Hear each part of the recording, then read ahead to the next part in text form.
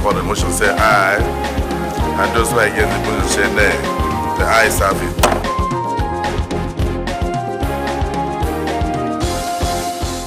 Hello and welcome to the program. I am Dennis Adegunloye.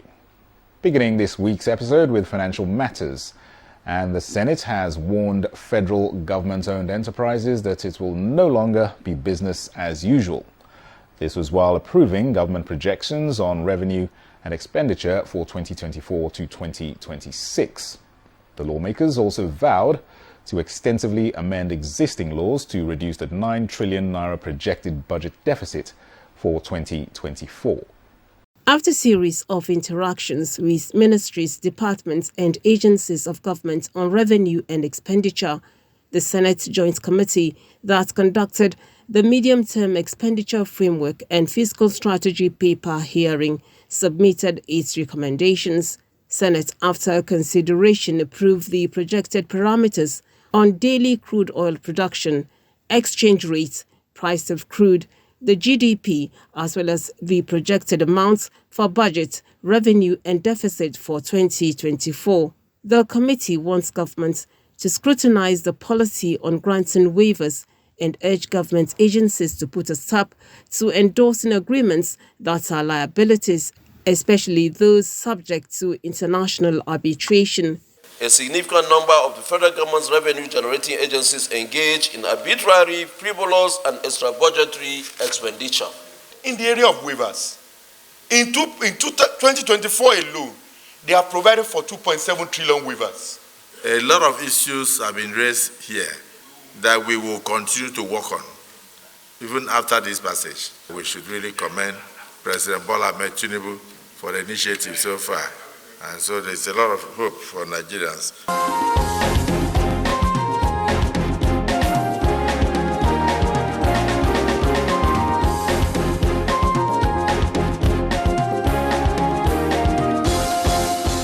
The Senate and the Attorney General of the Federation will in due time commence revision of the country's laws. A resolution to this effect has been adopted by the legislators. They are concerned that the exercise was last carried out about 20 years ago. The lawmakers, in adopting the resolution, emphasize that the non-revision of the laws of the Federation of Nigeria, last conducted in 2004, has led to a situation in which several laws enacted from January 2003 to date remain excluded from the compilation.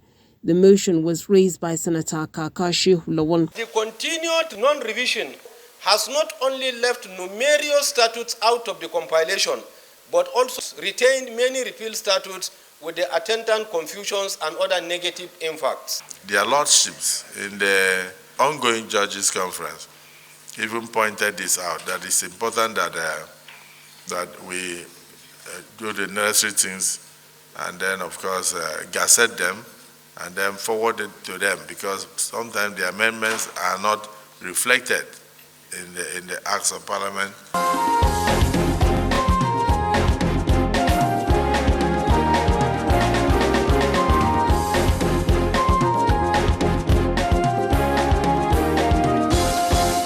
It is renewed hope for the Ministry of Information and National Orientation as the Senate has pledged to support reforms that will fast-track the proposed rebirth of national values and reorientation among Nigerians. This was during an interface between the ministry and the Senate Committee on Information. It was a consensus that information is power and crucial, as the committee commended the ministry's agenda to transform its agencies by reviewing some of its policies for effective service delivery in line with the expectations of Nigerians. There is already an effort ongoing in amending some of the agencies' legislation. So we want to ask the Senate Committee to please look at those legislations once again. Some of them are quite outdated. We need your support, distinguished chairman and other distinguished senators, to increase the funding to the Federal Ministry of Information and National Orientation and its agencies. It is important to note that the Federal Ministry of Information and National Orientation is a key ministry, and how it is funded and how it is operated goes a long way in making Nigerians informed about the activities of government. This will in turn create the necessary buy-in that we all require, that will also lead to the robust and meaningful engagement that all of us require, so that we can have a country in line with the President's renewed hope agenda that is developed, that is united, and that is also prosperous. Digital switchover project, the minister assured, tops the agenda of his programs, including the launch of a national citizenship campaign. Very soon, you also get to hear our rollout on the DSO. DSO is absolutely important. It has to happen. There is no reason why DSO, the digital switchover, will not happen in Nigeria. At this age and time of digitization, we cannot afford to be left behind and go analog. There's just no way. It has to happen. Members of the Senate Committee on Information pledged to be strategic partners with increased oversight and mutual cooperation. If we take the advantage of this ministry and get it to work, it's going to help us in the area of insecurity that has cut across the nation. Through your NOAA, National Orientation Agency.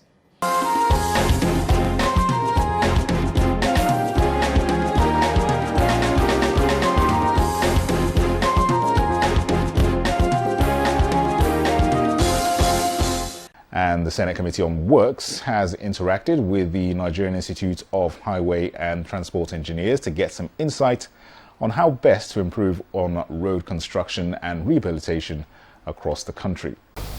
We were the Senate to give our own professional input to the issues surrounding the highways in this country.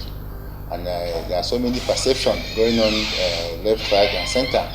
And we thought, as professionals, we have to come and say our professional position on issues that has to do with roads in Nigeria.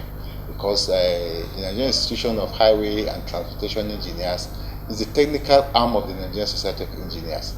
So we have the experts, we have the people that are well grounded in road issues, and that's why we went to the National Assembly. And graciously, the Senate Committee on Works give us audience and listen to us, and we were able to give them our position on the issues of going around, issues of the problem that bedeviled our road infrastructure in this country, which we believe that if the right things are done, these infrastructures will serve us and give us what we require. Because what we don't know, in the late 80s and in the 80s, 70s and early 90s, we have one of the best road infrastructures in sub-Saharan Africa. And since we have the best road infrastructure in sub-Saharan Africa, why are we where we are today? Why do we get to a position today where our roads are not the best, which we have not been able to sustain over the years? And that's why we look at it, and we now realize that there are reforms that has been set out since 1971. We call it the Way Commission. This Way Commission tried to reform the road sector. From there, we have the Vision 2000. From the Vision 2000, then to 2004, the FEMA was created, all in an attempt to see that our roads are in order. And to the level that the 8th and National Assembly passed a bill. They call it the Road Sector Reform Bill. We have the Federal Road Authority Bill, and we have the Federal Road Reform Bill. These two bills, we believe, if they have been ascended to, will have really helped and really address the issues we are facing in terms of our road infrastructure. Because presently, our road infrastructure depends on the budgetary allocation.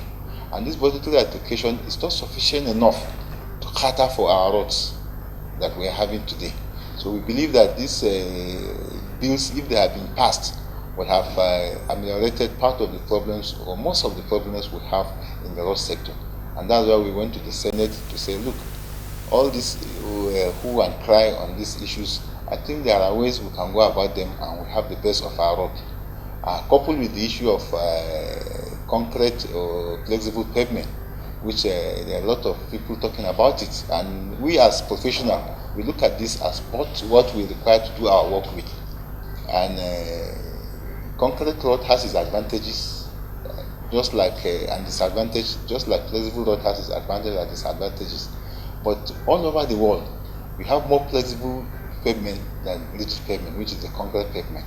Like in USA, you have 95% of all their roads are flexible, including Canada. South Africa have 99% flexible. So we have only 1% and then 5% concrete. In Nigeria, we have few of them that have been done, which is not up to even 1%. But we are not saying that concrete, there are areas, terrain that require the use of this concrete pavement, the waterlogged area where you have so much water, because water is an enemy to the road. Wherever you see road deterioration, you require that there are issues of water, drainages, hydraulic structures that has to do with that. And that's why we went there. We give them our professional position on the issues, and then the issues of looking at concrete or rigid pavement issues, looking at they are all technologies that we can adopt. So it's not an issue of you give a high something to one and the other. All of them have their advantages and disadvantages. What do I need to see done better is for us to have this philosophical understanding that roads need to be given attention, not just building them. And then, because when you build without looking at maintenance, then your facilities will not give you the kind of service you expect. So I expect that more attention will be given to maintaining existing roads. Meanwhile, we'll look at sustainable source of funding. The average yearly budgetary provision, obviously, we have come to see that it is not tenable anymore. It's not enough to maintain roads, not to have built new ones. When I was to be inaugurated as the president of Nigerian Society of Engineers in 2006, we had a workshop on making Nigerian roads more travel. And we brought experts from around the world, including African countries. And then we brought an expert from Ghana to tell us about the road funds. How do they get money to maintain and rehabilitate their roads? And the global thing is that through what they call fuel charge or fuel charge or levy, because for every car you have on the road, you are contributing to the deterioration of the road. Each time you buy fuel. Yeah? And so they have this established road funds authority, where for every liter of fuel that you buy, a percentage of that money is set aside in a dedicated fund for the maintenance and the rehabilitation of roads. That is a sure way of ensuring that all the road users, because if you are buying fuel or diesel or whatever it is that you're buying, especially for petrol, you are going to be on the road. And you are going to contribute to the deterioration of the road. And so you contribute. And so there have many such things, including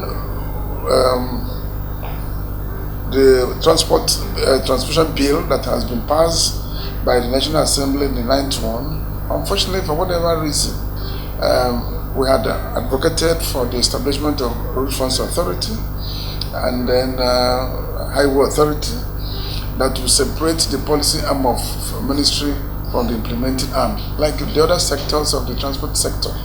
In the aviation, you have the Ministry of Aviation and they have various agencies set up by law. And the same thing with the Ministry of Land Transportation.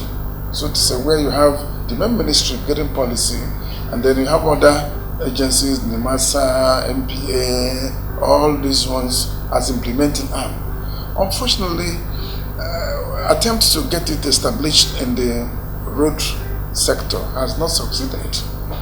You know, but that's about the only three arm that is still making the ministry the implementing arm of policy.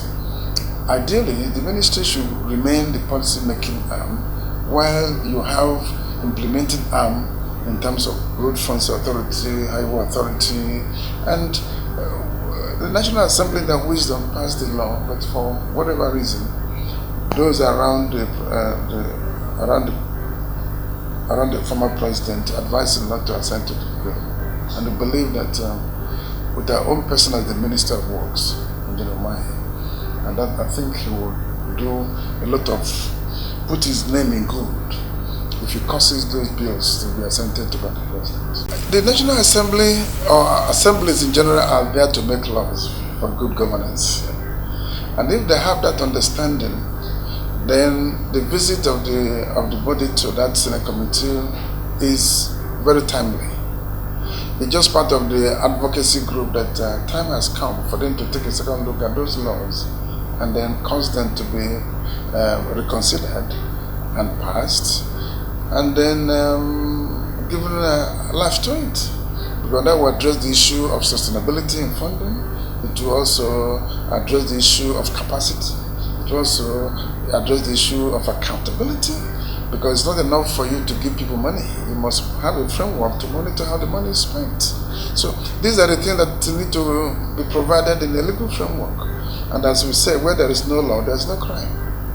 And so the visit of the institute to the Senate committee, and I believe that the Senate committee is people by senators who are very passionate about Nigeria, and I believe that they are committed to getting their names written in gold through ensuring that this thing see the light of the day. And that's our dream, our hope that happens.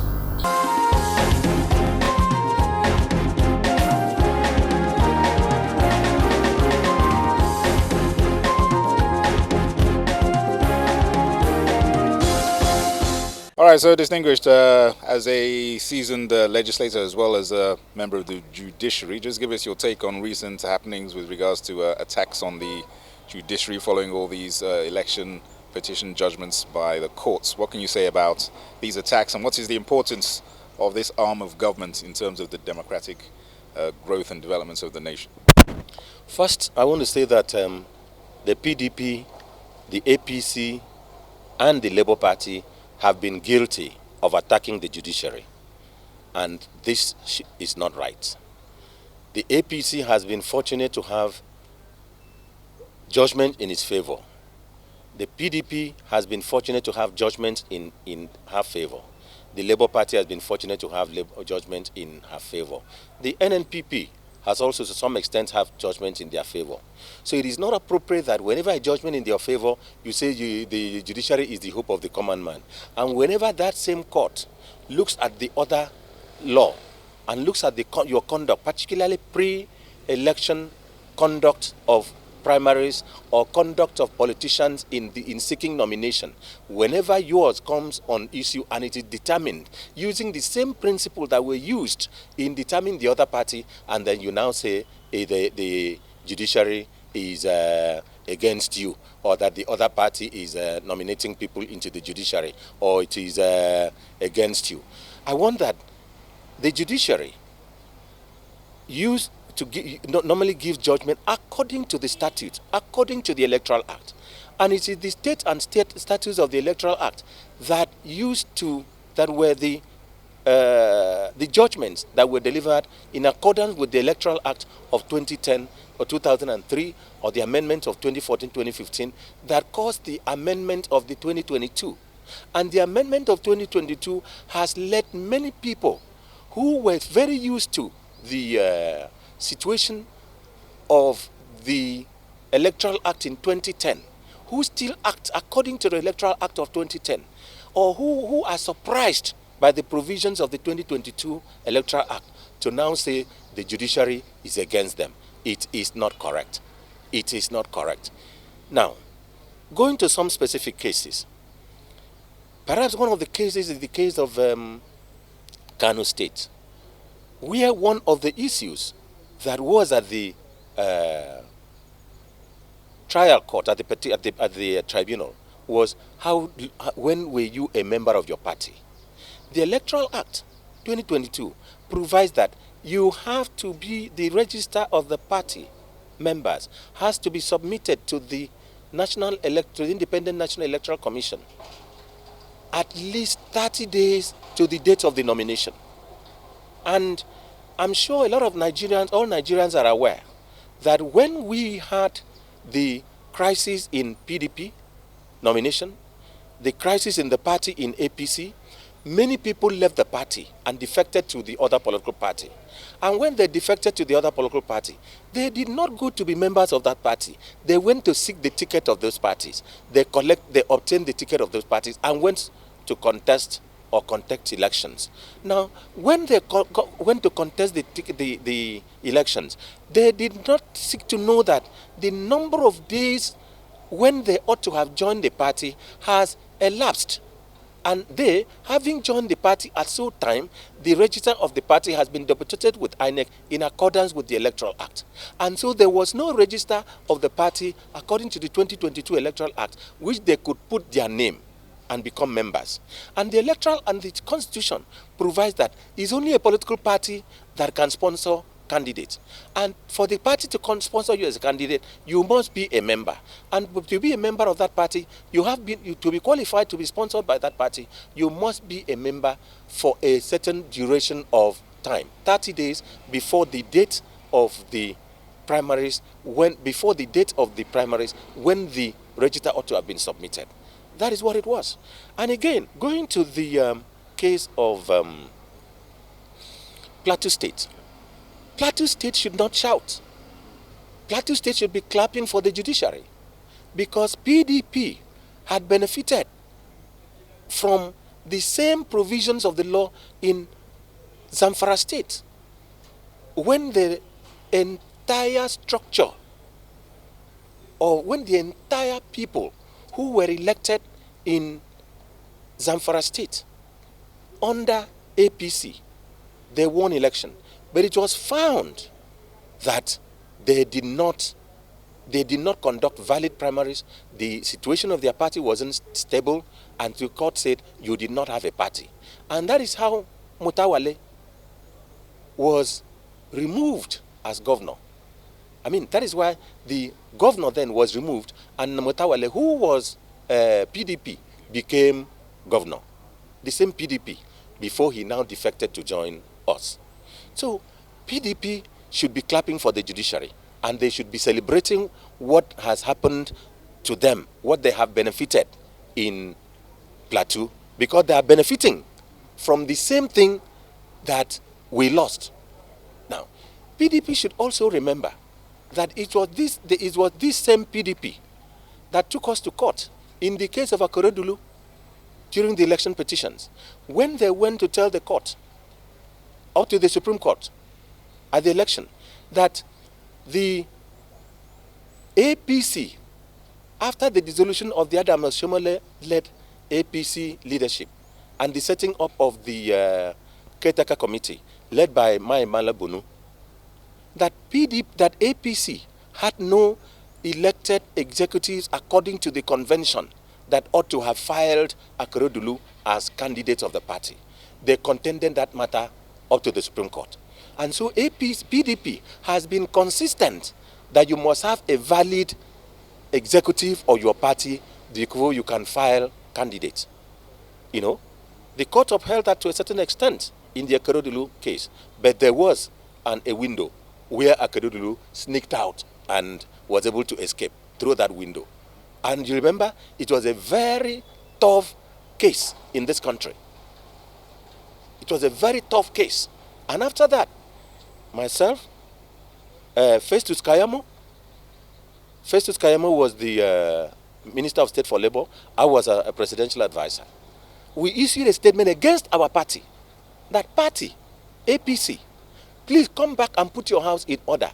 That the way you have escaped on this Akorodulu matter, at the instance and challenge by the PDP, you may not be lucky again. That was still PDP that drove us to that extent. So that same PDP cannot stand again, cannot stand in the Plateau case and say that the court has done wrong. The court is simply applying the same principle, the same principles. So It is not when you lose, the court is when you lose, the court is bad. When you win, the court is the last hope of the common man. You know, who is this common man? The common man is that blind woman holding, befolded, holding the knife, the scale, and weighing where the scale will tilt, and he doesn't know who it is. He slams at whoever, wherever the gavel goes, wherever the weight goes. So PDP should not complain against the court. APC should not complain against the court. We should rather celebrate the justices, because the strain that the justices have gone through, up to the point of having the kind of situation that they now had in the Kanu case, which has now been properly set and settled. It is the stress, it is the strain, it is the overwork, it is the being overstressed. So the judiciary should be celebrated at this time. Let them look how many pages is the judgment, how many pages were the brief of the appellant, how many pages were the brief of the respondents, how many respondents were in that case, how many of them have filed briefs, how many pages of each brief. That is why the court had to limit, say, look, in the case of so you can't file more than 35 pages brief, so as to limit. When the court reads your brief, they will go to read the judgment that you have referred to. They go to read the statute you have referred to. They will go to read the constitutional provision. They'll have to go and read the evidence. They'll have to go and read the record of what the lower court said. So going through that, the Supreme Court, the Court of Appeal, the Election Petition Tribunals, the Federal High Court, all the courts do not deserve the kind of plummeting that the public is giving her.